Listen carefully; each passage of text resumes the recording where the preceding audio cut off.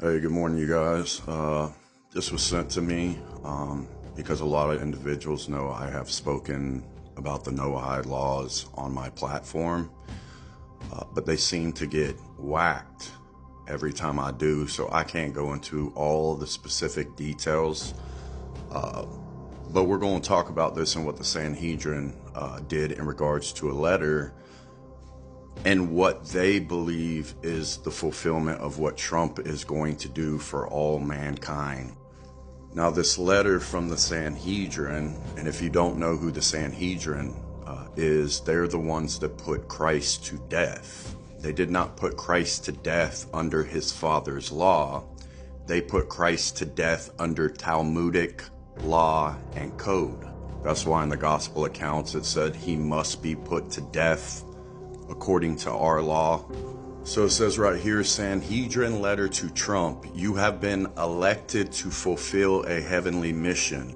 They also say the reason he didn't get re-elected after his first election was it was basically a chastisement by God for not installing the Noahide laws.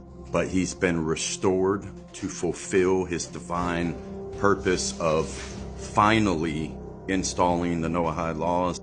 The Sanhedrin published an open letter to President Donald Trump blessing him for putting faith at the forefront of establishing a White House faith office.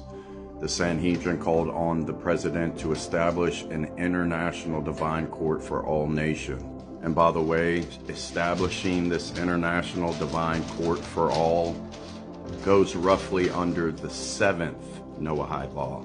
Dear Honorable President Donald Trump, may Hashem, the Creator, bless you and your nation. We extend our heartfelt gratitude for bringing faith to the forefront of American and global culture by establishing the faith office in the White House. By the way, his faith advisor is a huge Noahide advocate. She actually went over to Israel to learn from the rabbis. And this is why she says, Christians must learn from Jews, not convert them. Paula White believes Christians should learn from Jews rather than try to convert them. So much so that she is now in Israel studying Torah with Orthodox Jews. By the way, when you hear a lot of these individuals from the Sanhedrin say the Torah, they're just covering it up, but it's actually the Babylonian Talmud and not the Torah that their allegiance lies to. Paul the Apostle made it very clear that God extended his love to the Gentiles, but he did not take something from the Jews and tell us to go back and course correct or convert them. White told the Jerusalem Post on Wednesday as she sat outside the King David Hotel, I do not want to convert Jews or send them to live in Israel for the rapture. The plan for salvation for the Jews is God.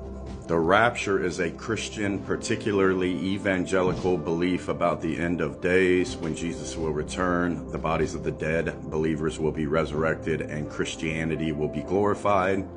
White said that to be a good Christian, one must understand Judaism. Back to the article, the Sanhedrin's letter continued, your recognition of the importance of religion and public life is a step towards restoring moral values and spiritual leadership in the world. The Sanhedrin then listed the universal moral code, and then it goes through the 7 Noahide laws.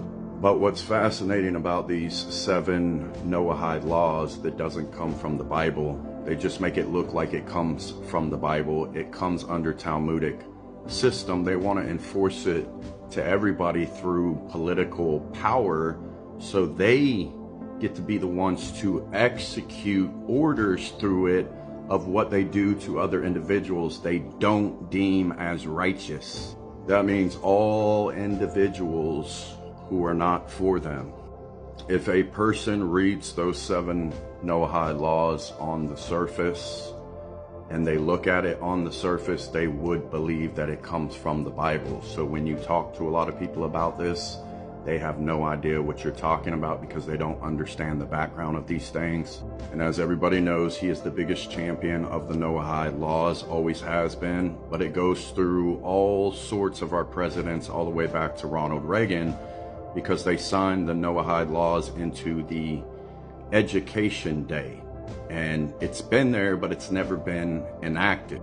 They truly believe he's the one that's going to finally enact these laws, because they believe these laws are going to restore peace to all of the world, but it's going to be with an iron fist if they actually carry this out. And they believe that he will carry this out some way, because it's his divine mission. That's why they believe he was anointed as high priest at the assassination when blood was on his ear, referencing back to the Old Testament and the Levitical priesthood after the order of Aaron. That's how they would anoint the blood to the high priest after they sacrificed an animal. And they want to get their temple. That's why they have him compared to Cyrus the Great, because it was the decree of Cyrus that went out that allowed the Jews to return to the land and rebuild the temple, the second temple. So anyways, that's all I can say for right now. God bless you. This is just to bring awareness to this. Have a good one.